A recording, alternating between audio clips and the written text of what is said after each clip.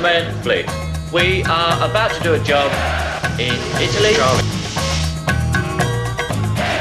3 years in Parkhurst, 3 fast cars, 3 Mini Coopers, $4 million through a traffic jam. The Italian Job is the greatest car movie of all time. And now Fifth Gear brings you the real inside story about the cars, the stunts, and even how the mafia helped. We'll also tell you whether the Hollywood actors and blockbusting budget of the recent remake have improved the breed. So, where did it all begin? Who was the man with the plan? It was Troy Kennedy Martin, the car-mad TV writer who also penned Z-Cars and The Sweeney. His brother had originally pitched the idea of a gold heist in London, but the BBC dismissed it as just another small-time drama. Troy had this idea that it could be actually something much bigger. He was driving a Mini around at the time, and he was visiting his sister down in Rome, so he was bombing up and down Europe in this Mini, and he had this idea about setting this thing in Italy and having these British crooks going down there and doing this wonderful great big robbery and escaping 3 Mini Coopers. It's probably the first Eurosceptic picture, which is us, the British lads, showing the Continentals how it should be done. Bloody foreigners. The original script was quite dark, and my father and the Mini itself changed that film around, because as they explored what they could do with the car, a whole different light started to grow on the film, of it being less about, if you like, a robbery and the dark side and the violence, to more of the fun of the car chase. They went that away. By 1968, production of the Mark II Mini Coopers was in full swing, but BMC cleared the shelves and lent the film old-fashioned Mark Is. Not that really mattered, thanks to some distinctive modifications. And we finally tracked down the man who knows more about those modifications than anyone else, because he supplied all the cars for the film. He is David Salamone, and he also happened to play Dominic, the driver of the red Mini. Hurry up, Dominic! Everything was begged, borrowed or stolen. It was a kind of cottage industry thing, if you like. My dad knew the import of CBA headlamps, and they put all the lamp thing together with the grills. At one point we were asked to put leather straps on the bonnets of these Minis, so we went down to a friend of mine's little leather shop in Marylebone Lane and sort of spent half the night making these leather straps to put on the bonnet. The art director wanted to make the cars slightly more butch, you know. Camp Freddy, you all know. The main thing with the huge magnesium alloy sump guard underneath, which covered half of the bottom of the car, you know, which really saved the cars. And we took out all of the interior except the 2 front seats. Everything else was stripped so that nothing could fly around in the car and things. But the Italian Job isn't just about Minis. There are loads of cool old cars that David had to find. We'll start with that Daimler Majestic. This car belongs to the Pakistani ambassador. My father had a garage called Blenheim Motors. One of the clients at the garage was the Pakistani ambassador, and we managed, I can't remember if he knew or not, but to borrow his car. I've been out of jail 5 minutes and already I'm in a hot car. The Dormobile was an old van we used to use to go go-karting in, along with the Land Rover was one of our tow trucks from the garage, you know, that got redressed slightly by a chap called Frank down at Kilburn. But what about those exotic cars destroyed as a deliberate ploy to shock the audience? Well, they were hardly pristine. The 2 E-types were, one of them was, again, one of my mates, Peter Green. It was his car, it was cheap and cheerful. Also the other E-type we bought as cheap as we could. All the cars in the film were put together as cheaply as possible.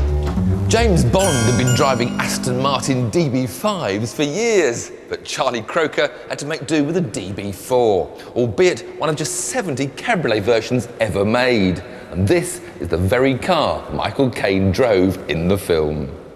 Pretty car. Even the Aston Martin, which doesn't look bad, was the cheapest DB4 convertible I could find. I remember painting the hood black to make it look vaguely presentable. We just tarted everything up so that it looked okay. It was a very, very low budget thing. All the cars were actually driven. We didn't have transporters or anything. And again, it was mates and girlfriends and my mum and all sorts of people driving the cars to the location. Once in Italy, they sourced the Mafia's Fiat Dinos and the Orange Miura. But they didn't really smash the fastest car in the world into a digger. Lamborghini provided a rolling chassis to wreck. Look, no engine. But it didn't always go according to plan. A premature special effect explosion ruined the Aston. We needed, by the next morning for shooting, another silver DB4 Aston convertible. We were up all night driving around Turin and Milan and places trying to find anything that vaguely looked like it. And we found a Lancia Flaminia, which unfortunately has twin headlamps, so we fabloned one of the headlamps and spray painted it with silver paint. Spot the difference? A right-hand drive Aston and a left-hand drive Lancia. They couldn't rely on such ingenuity all the time, though. The film would have been impossible to make without some serious corporate muscle. It's the ideal place to make a movie is in a dictatorship. When I was planning a picture in India, for example, I had a letter from Mrs. Gandhi saying, help this person, please. And the equivalent of Mrs. Gandhi in Turin, of course, was Gianni Agnelli. Agnelli ran Fiat, and Fiat ran Turin. He was keen to do a deal with the producer. He turned round to Michael and said, if you switch the Minis to become Fiats, we'll give you as many cars as you want. I would like to contribute $50,000, presumably to me. We'll provide the stuntman to drive them. You may have a top-of-the-line Ferrari. And of course, this was too good to be true. Obviously, it was an impossible thing because the Minis symbolised the whole British-Euro conflict. And we couldn't possibly use Fiats. Damn it. Fiat has still got plenty of product placement. Almost every car you see was provided by Agnelli. Bloody Grand Prix. As a thank you, he gave the film's director, Peter Collinson, a Ferrari Dino, which suited him perfectly. He was quite a wild man, to be honest. Very much into the scene, very much loads and loads of parties. He really felt nothing could hold him back. I remember one story, he was driving home with my mother and she was complaining, as a film director's wife, why wasn't she driven all the way to the door, that she had to sort of, a little bit of a walk to the front door up the drive. At which point he promptly drove his car through the front room, literally drove it straight through into the house. When it came to the stunts in the film, one man was top of everyone's list, Remy Julien, a Frenchman. We had stuntmen here, but most of the stuntmen who were driving here tended to be general stuntmen rather than specifically drivers. Remy Julien practiced everything, and everything was done scientifically, and it had to be a set speed. You didn't just go and try and do it with him. It was all worked out beforehand. I was getting a lift back through London with him down the embankment, quite late at night, probably about 1 o'clock. At which point he sort of turned and grinned and said, "Oh, do you want to have a bit of fun?" And I said, "Yeah, if you like." And probably doing about 80 miles an hour, he managed a full 360 down the embankment without stopping, and just slotted it back into gear and kept going as if nothing had happened at all. Remy would drive around the city, spot some unusual feature, let his imagination run wild and come up with yet another crazy stunt. He could make a Mini do anything, anywhere. The result was a 15-minute car chase quite unlike any other. Join us in a moment to hear the stories behind every scene.